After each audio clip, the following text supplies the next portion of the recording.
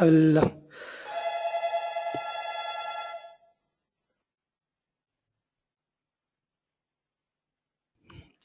Hello everyone, and welcome to Wire to Win webinar series. My name is Noor Basha, Senior Marketing Manager at Winwire Technologies, and I'll be your moderator for today's webinar. If you experience any audio issues during the webinar, you can dial in through telephone details provided to you in your registration email. During the webinar, please feel free to post questions and we will try to answer as many as we can at the end. And also you can send out your queries at marketing@winwire.com. Today's topic is Sharepoint 2013 search, what you need to know, presented by Sunita V. She is the technical architect at Winwire Technologies and Microsoft certified professional. And with that, I would like to turn it over to Sunita. Thank you. Thanks, Noor. Thank you very much. Hello, everybody. Good morning and good evening to all of you. Welcome and thank you very much for joining for this webinar. I'll begin with the introduction about Winwire Technologies. Winwire Technologies is a premier Microsoft managed partner and specialized IT services firm. We help clients solve challenges in collaboration and analytics space by developing solutions that leverage a combination of traditional and emerging technologies like, the cloud and mobility. We also leverage platforms such as Sharepoint, SQL Server, Office 365, Dynamics CRM Online, and custom-built solutions leveraging Azure and .NET Programming Framework. So that's about a brief about Winwire. We will now take up the topic for discussion, which is Enterprise Search on Sharepoint 2013, what you need to know. So search has become one of the most critical functionality in today's world as the end users rely on it to get to the result in the quickest way. Sharepoint is one such platform in which we can leverage the search features. Generally, searching for a particular word or phrase often yields hundreds and thousands of search results for users. And it really gets difficult for a particular user in order to get to the actual result that he or she would want to look into.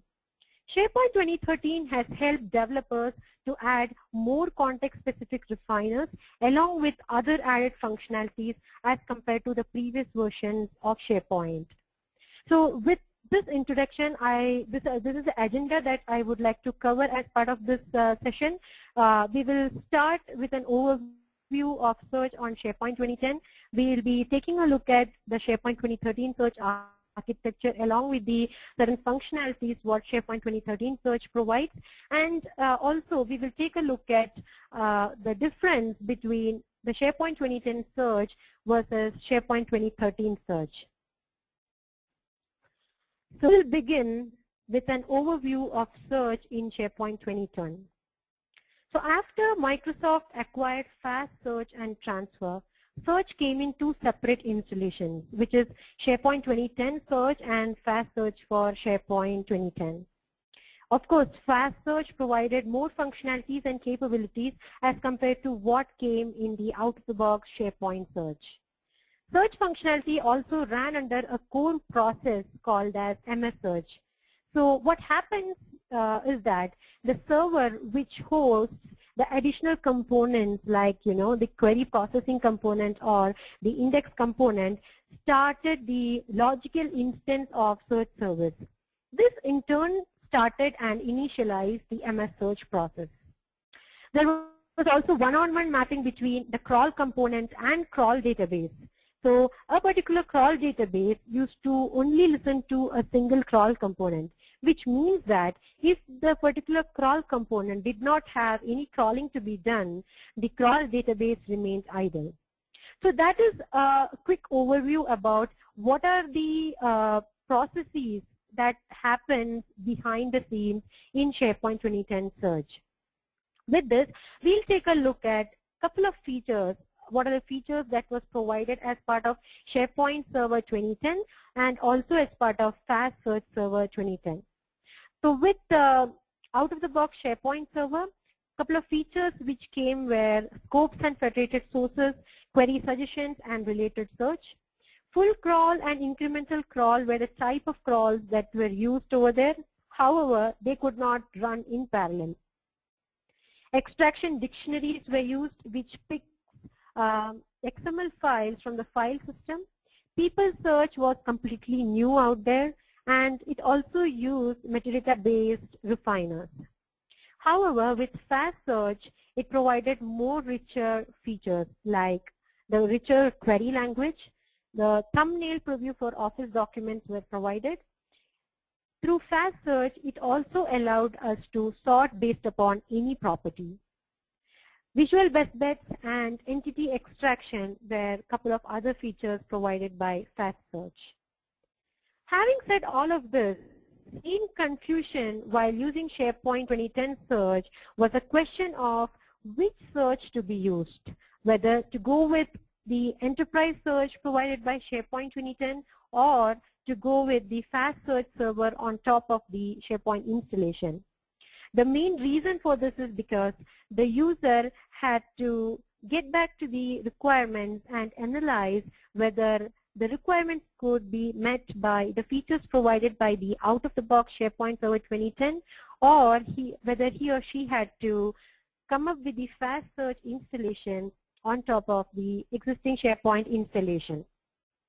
With the advent of SharePoint 2013, it has helped many users in implementing search devoid of any confusion.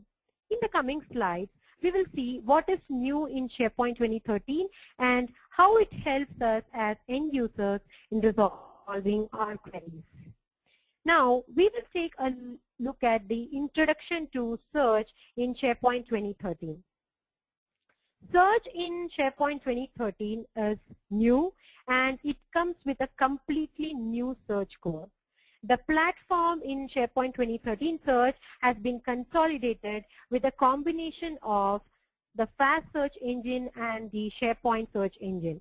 It can also be looked at a different view, like the engines have been combined, the people search engine and the content search engine has been combined in order to bring up the SharePoint 2013 search engine. With this, it also provides a single query language as opposed to the keyword query language or the fast query language that was provided in SharePoint 2010. In SharePoint 2013, the search component is installed by default because the search component comes along with the SharePoint installation. There are new components, new topology, and new features which have been introduced as part of SharePoint 2013 search. SharePoint 2013 search is definitely highly scalable and fault tolerant because of the powerful components that it hosts. Search is pervasive and spread throughout in SharePoint 2013 in the sense that it doesn't cling back to SharePoint alone. Instead, it spreads throughout in the form of content by search web part, my tasks, my site view, couple of other features like e-discovery, exchange, web content management, etc. In this case, site admins can manage result sources because of better administration. We'll take a look at it a little later. There is definitely more under the hood in SharePoint 2013 search, like the integration with social, with cloud and apps. We just need to search for it. As I spoke about, there is only a single query language that is used in SharePoint 2013 search. For the same reason, every term that is typed in the search box is considered as a keyword. The features like search refinements, entity extractions, schema management are definitely better and has got better improvement in SharePoint 2013. Custom ranking model is provided in SharePoint 2013, which helps to have promoted results as part of the search results. Query suggestions and query rules are a couple of other features which have been introduced in SharePoint 2013. Next, we will take a look at a couple of social features what have been introduced as part of search in SharePoint 2013. So some of the search social features which have been brought in search in SharePoint 2013 are like the people and expertise search. So when we perform the people search, it also provides the direct connectivity to the user's profile, that is the My Site profile. Along with that information, it also provides the authored documents for that particular user, and it also provides people recommendations for that particular user based upon who are those people who follows the user who have been searched for, and also based upon who are those people whom the current user, that is the user for whom we have searched for, follows. Yet another social feature which is provided as part of SharePoint 2013 is about the popular content, which comes as part of the ranking model. It explicitly sorts based upon the popular content. The content which are most searched and marked are sorted. It also brings up item recommendations, like, if a particular search result is clicked by the user, that is, if a user likes that particular search, it will provide suggestion like you may also like certain other search results. So that is about the social features provided as part of SharePoint 2013. Next, we will take a look at the key improvements in SharePoint 2013 search. Search altogether comes with a better architecture and administration. So as I mentioned before, Microsoft combined the SharePoint search and Fast search into a single search platform by keeping many of the best capabilities from Fast.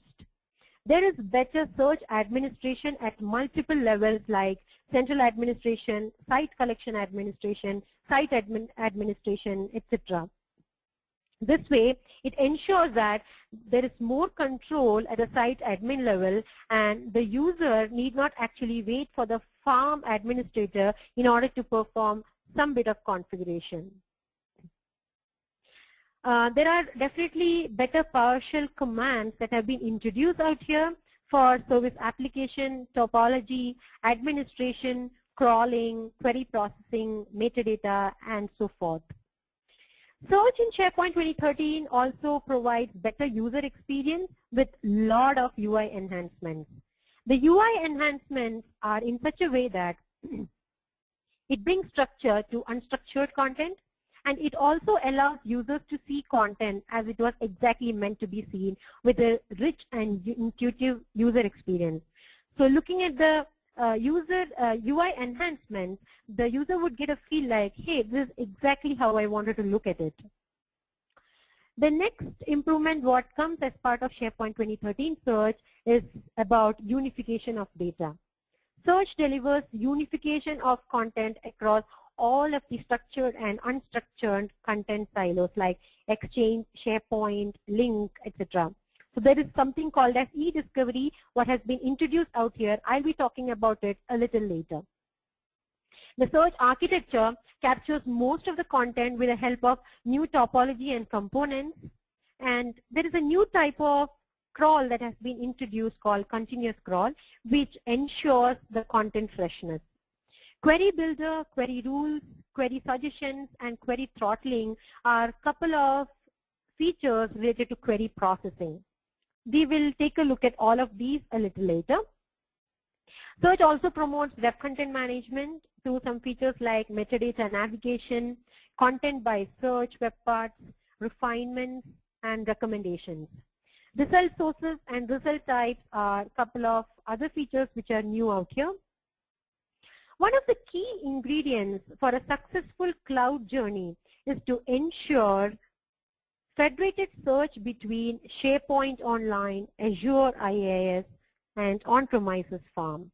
And that is obtained by hybrid search. Yes, you heard it right. SharePoint 2013 search allows federated search between on-premise farm and Office 365 site.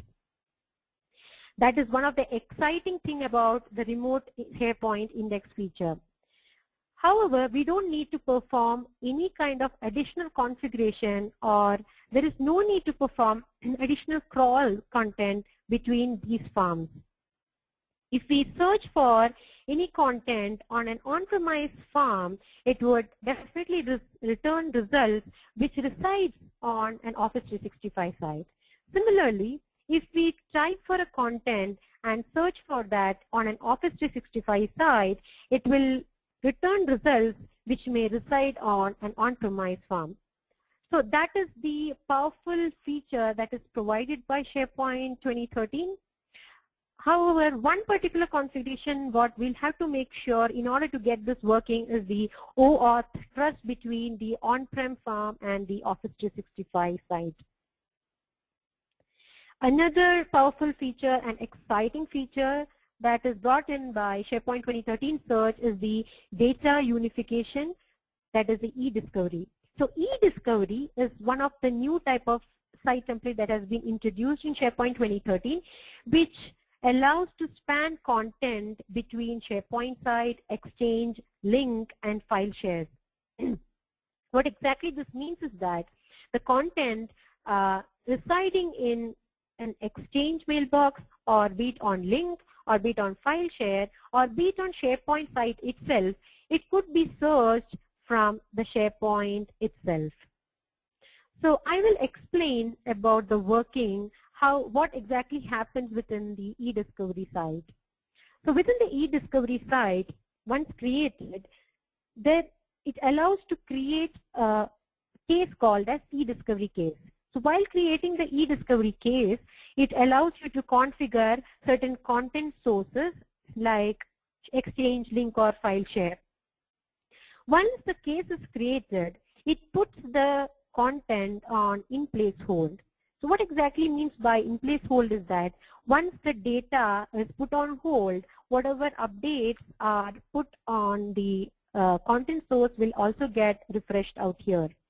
Then the user can go ahead and search for these results, and those results can be reviewed by visualizing and reading it. Then once the user picks up the result, the user can export it by saving it in the form of PDF or TIFF, or it can also be printed out. So that is the working of, or the flow of content in an e-discovery site. For the same reason, e-discovery is supposed to be providing a unified console of content which finds all of the data in one place. It finds a lot of content with a lot of richest data, and it also finds data definitely without impacting the user. Having spoken about some of the exciting features what SharePoint 2013 search provides, I think it is time to take a look at the SharePoint 2013 search architecture. By taking a look at the architecture, we can definitely correlate between the features and what happens behind the scenes. So in the overview of SharePoint 2010, we saw that the core process of search is MS Search. So even now, MS Search process remains behind the scenes in SharePoint 2013 search. However, the MS Search process has transferred a lot of its responsibility to another service called Host Controller Service. So, and MS Search process remains as the core process for the crawling component. I'll explain now what is the flow of the processes behind the scenes. So there have been partial commands that have been introduced which would start the logical search instance. The logical search instance then in turn starts the SharePoint search service. So and then the SharePoint search service starts the MS search process. Along with MS search process, there is yet another process that gets started, which is the host controller.exe. So host controller service is basically responsible for initializing and starting and monitoring the nodes which hosts any search component, which means that out here in SharePoint 2013, every search component except the crawl component is assigned a node runner.exe. And the host controller service is basically responsible to make sure that all of the node runner processes are up and running. So in case if the host controller service is not up, that means none of the search components would be up and running. So in a farm, say suppose if there is a query processing component and if there is an indexing component, that means that there would be 2 instances of node runner processes that would be present in the task manager processes. In a standalone server, the number of node runner process would be 5. So that is the default setting. Next, we will take a look at the various search components that are part of Sharepoint 2030. So they are admin component, crawl component, content process component, analytics processing component, index component, and query processing component. So this is the architecture diagram of search architecture. As you can see, all of the components have been listed out here. The search admin component is out here. There is the crawl component, content processing component, analytics component, index component, and query processing component. Also, there are individual databases which are associated with each of these components, like the search admin database, the crawl database, the analytics reporting database, and link database.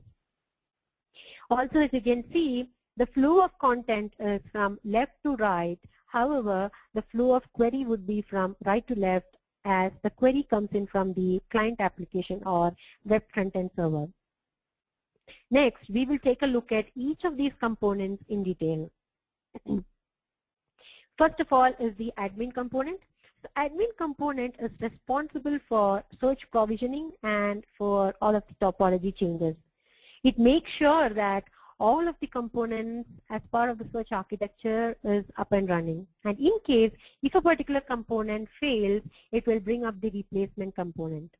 Also, unlike the previous versions of Sharepoint, the admin component in Sharepoint 2013 can be deployed on multiple servers to give fault tolerance.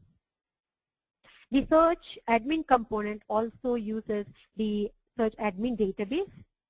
The search admin database stores configuration data like search topology, query rules, manage property mappings, etc. The search admin component also sends schedule for crawl component and its content sources. Next is about the crawl component. The crawl component is responsible for retrieving content that needs to be indexed. It brings in the actual content and its metadata to the content processing component for further processing. However, the crawl component by itself does not perform any kind of processing. So as you can see out here, the crawl component obtains data from various content sources like HTTP, file shares, SharePoint, user profiles, Exchange. It also invokes some of the protocol handlers for data retrieval in case if the content source is something else. The crawl component then separates the actual content from its metadata and sends this information to the content processing component. The crawl database is where all of this content would reside. The crawl component then picks the information from the crawl database and starts crawling the component. One other thing is about the schedule for a crawl component, which comes from the admin component that I spoke about in the previous slide. So even if there is problems in communicating with the admin component, the crawl component always keeps that the scheduling information with its local registry so that it always knows what it needs to do, even if there are problems communicating with the admin component. One of the difference that I would like to point out here is that the crawl components have been changed to crawl roles, unlike Sharepoint 2010. In Sharepoint 2010, we did have a look that there is one-on-one mapping between crawl role and crawl database. However, out here, all of the crawl roles talk to all crawl databases. In which case, what happens is that even if a particular crawler role does not have any crawling to be done, it doesn't mean that any of the crawling database would remain idle because it would keep talking to other crawler roles. Next, I would like to bring up the working of a crawler. So what the crawler does is that crawler role pulls item that needs to be crawled out of the database. It processes the data by separating the actual content from the metadata, and then it sends the information to the content processing component and then updates the crawl status in the database. By doing so, all of the crawler role and the crawl database will be aware of the status of a particular content. Next is about the content processing component. Content processing component basically receives the content from the crawl component and processes the data by performing certain operations like document parsing, metadata extraction, link extraction, property mappings, etc. After processing, the content processing component then sends the processed content to index component for indexing. Document parsing is handled by one of the new parser handler called format handler. The content processing component also writes links to link database and generates phonetic name variations. One of the servers that is associated with each of the content processing component is the content submission service. Basically, the CSS is responsible for performing the load balancing on the incoming content from the crawlers to the content processing components. So the crawler, the CSS would receive all the data that the crawler hands over, and then it determines whether to hand over this content to the local CPC or to the remote CPC depending on the load of data that each of them has. Once processed, this information is sent back to the CSS and back to the crawler for registry purpose. So that's about the content process component. Next is about the analytics processing component.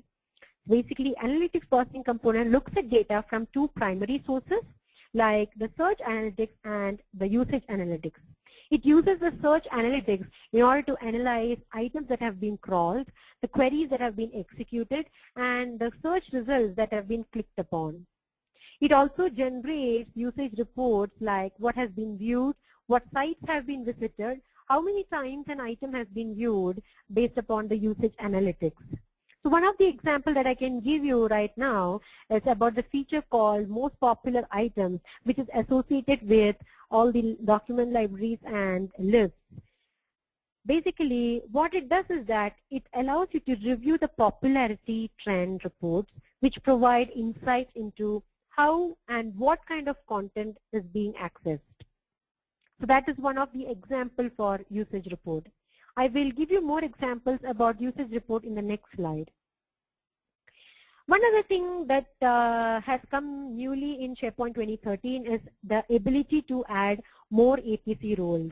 So if there are a lot of links that have been generated in the link database, and there are a lot of huge amount of search results that needs to be analyzed and processed, it will take time in order to process it all by a single analytics processing component.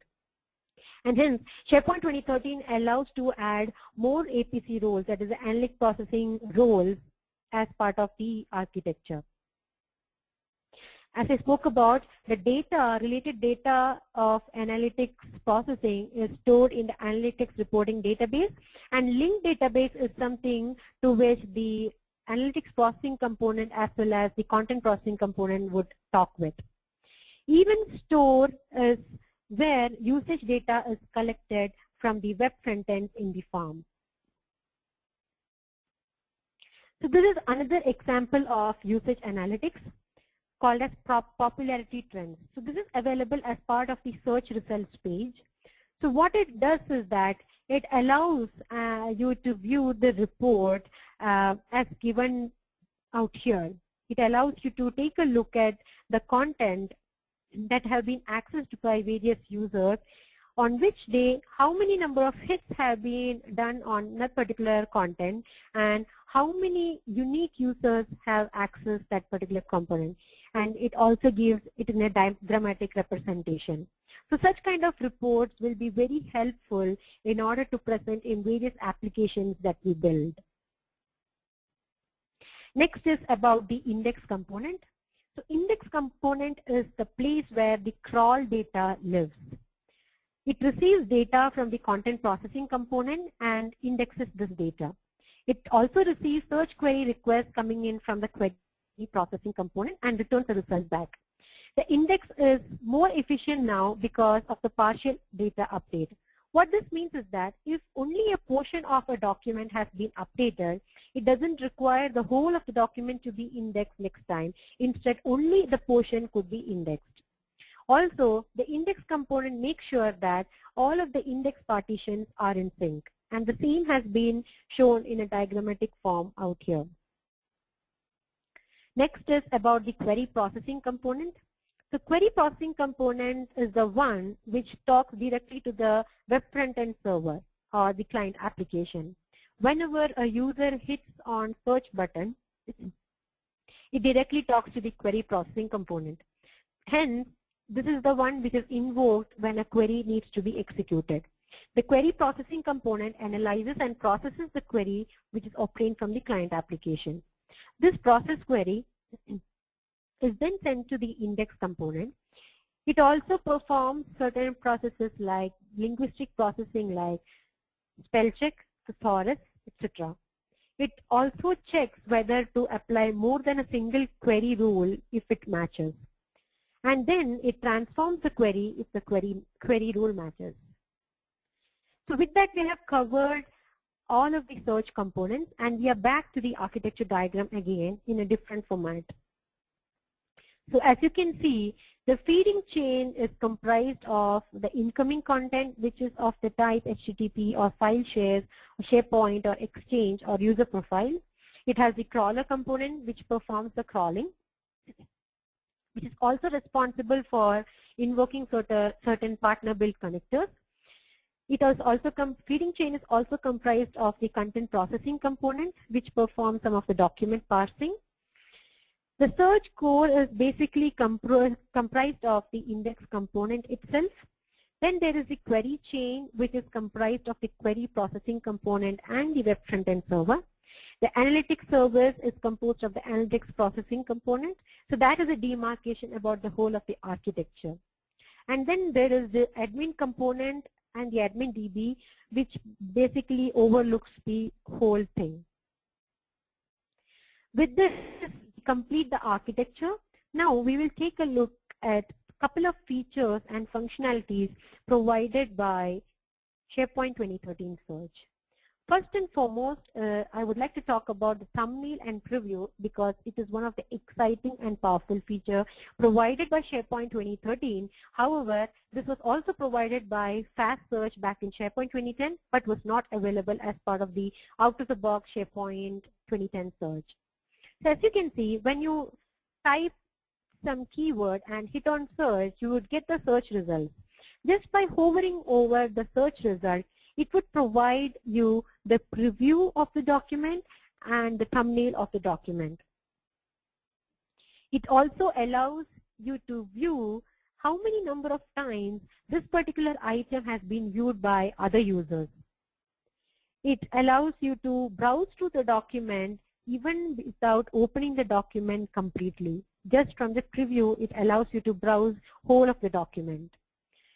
It allows you to take a look inside based upon what is the content that is residing inside the document.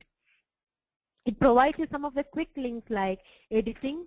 It allows you to follow this particular document so that you get some notifications if any changes happen. It allows you to send this document directly from the search results page to a user. It allows you to view the library where this particular document would be residing so that you can also take a look at some of other documents which are related to the same topic.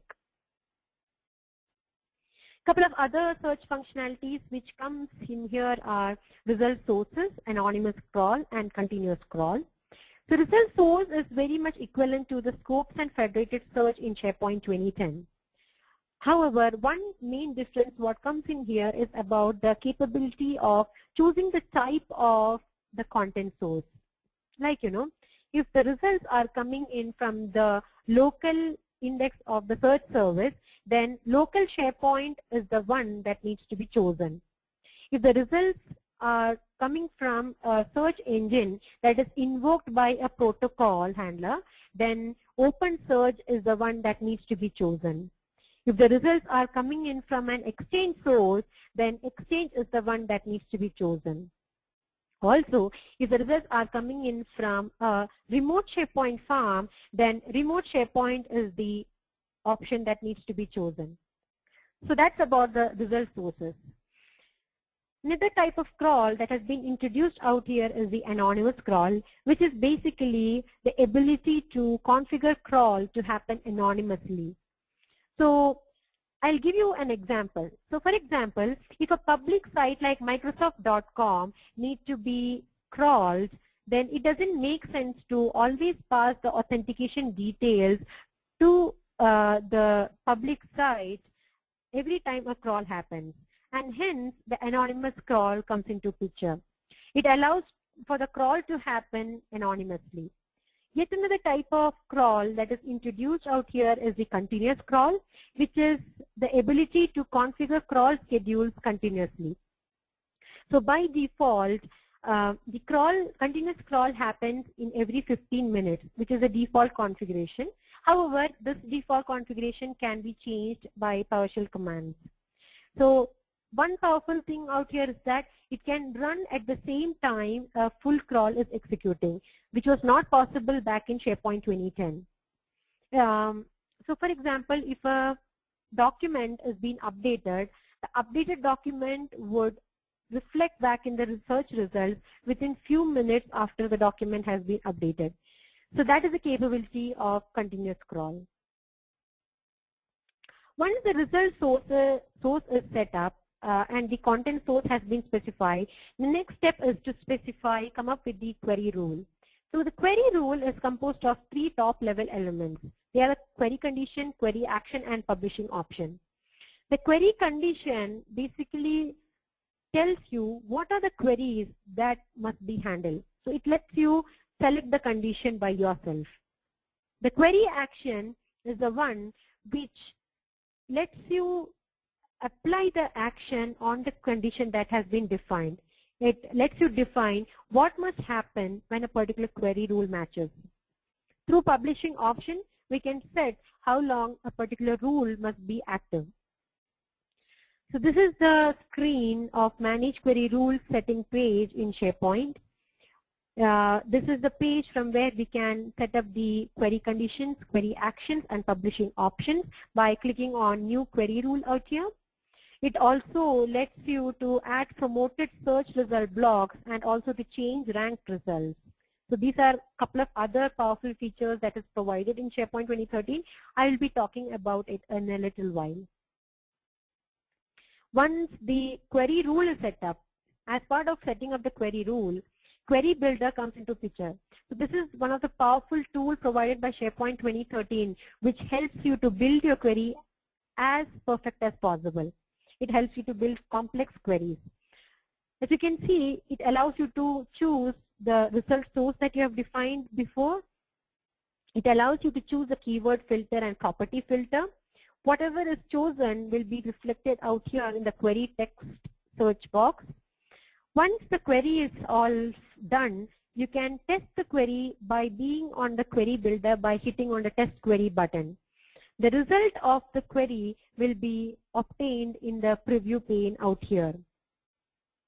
Also, it allows you to apply certain refinement and sorting by being present on the Query Builder tool itself. There is no need for a user to get back to the search results page in order to see the refinement and sorting happen. Another powerful feature is the ranking. So definitely the query rule helps you to set the priority of the search results that the way you want. For example, if you are searching for marketing deck, it would definitely return search results which matches with the keyword marketing, which matches with the keyword deck, and which matches with both of the keywords marketing and deck. However, you would want some of the search results to be at the top so that you can take a quick look at it. So for example, out in this example, the first 2 results are returned based upon the keyword marketing, which has a deck associated with it. So this is what is called as promoting some of the search results. So these are promoted based upon the ranking that has been associated based upon some of the query that has been assigned. It, along with the promoted results, it also returns certain other regular results, and for all of these results, it returns a 3-line summary, as you can see. Next is about the query suggestions or type ahead functionality. So basically, query suggestion is broadly categorized as pre-query suggestions or post-query suggestions. Pre-query suggestion is the one what is provided while you type in the search box, and post-query suggestion is the one which is provided as part of the search results page. Within pre-query suggestions, it is of 2 types. That is, it returns a list of items that other users are typing for their queries. That is what is the thermal research is. It also returns some of the list of items which have been clicked upon by you before. It provides post-query suggestions based upon the results that you have clicked on at least twice.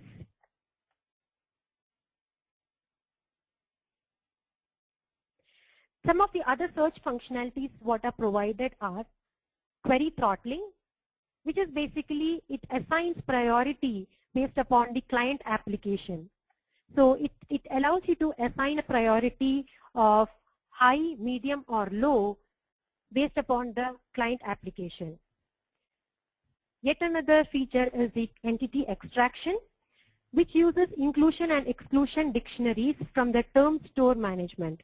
So search in SharePoint 2013 has integrates very well with managed metadata service by allowing to have terms defined within the term groups like inclusion dictionary, exclusion dictionary, spell check dictionary, etc. The web content management is powered using content by search web parts, recommendations, refinements, metadata navigation, etc. One of the powerful features is a display template which allows you to customize the look and feel for the result blocks. So for example, if you want the search result for a document to have a different font and the search result for a web page to have a different background color, then that can be easily applied through display template files. Display template file can be modified by using things like HTML5 and JavaScript. Couple of other features are the search verticals and refinement. So SharePoint 2013 search provides 4 different search verticals by default, which is everything, people, conversations, and videos. It allows you to build custom verticals on top of this. So when you click on everything, it will bring you all of the search results. When you click on people, it will bring you all the search results matching with the people. On click of conversations, it brings you all of the social conversations results. On click of videos, it brings you all the search results which are videos. It also brings a customizable and graphical refinement panel. So the graphical refinement panel is an example is shown out here. A new framework for presenting search results is also provided, that is a result type. Having said all of this, now we'll take a quick recap about the search in SharePoint 2013. The search in SharePoint 2013 has an extensible platform. In general, it is distinguished as intranet search, people search, site search. Web content management is powered by content by search web parts, recommendations, topic pages. Social features are integrated through features like content time following, my tasks, e-discovery, video search are a couple of newly introduced features. It also allows you to invoke partner-built connectors. With that, now we'll take a quick look at the difference between SharePoint 2010 search and SharePoint 2013 search. Back in SharePoint 2010, MS Search was a core process which managed all of the search components. However, in SharePoint 2013, the additional services like host controller service and node runner service are introduced. Incremental and full crawls are supported in SharePoint 2010, but they could not run in parallel as one cannot be kick-started when the other one is in progress. SharePoint 2010 also required the secondary crawl to be applied.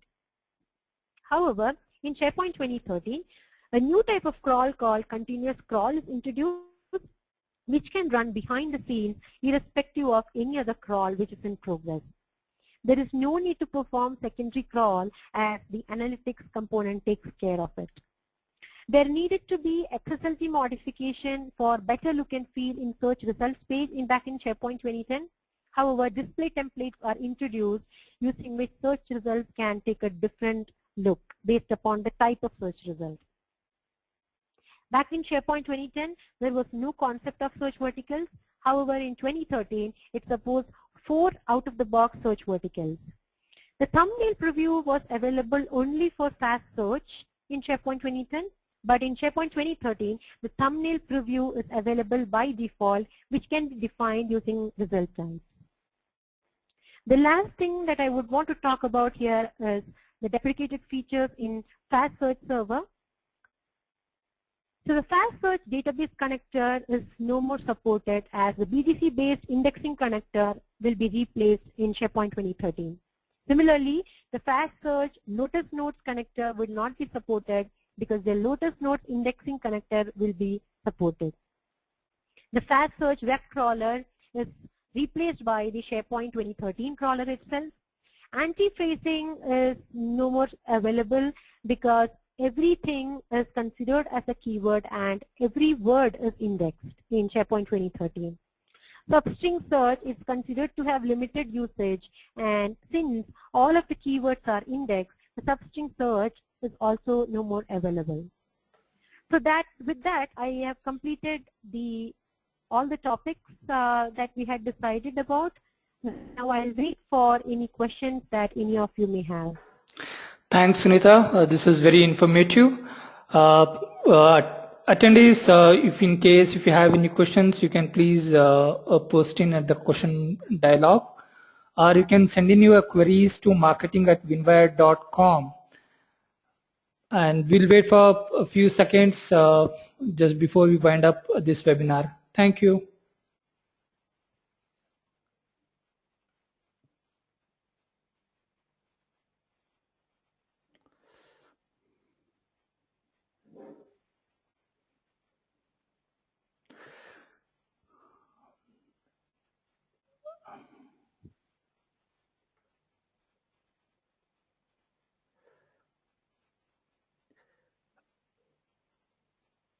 Okay, I think folks need little time to think over the questions.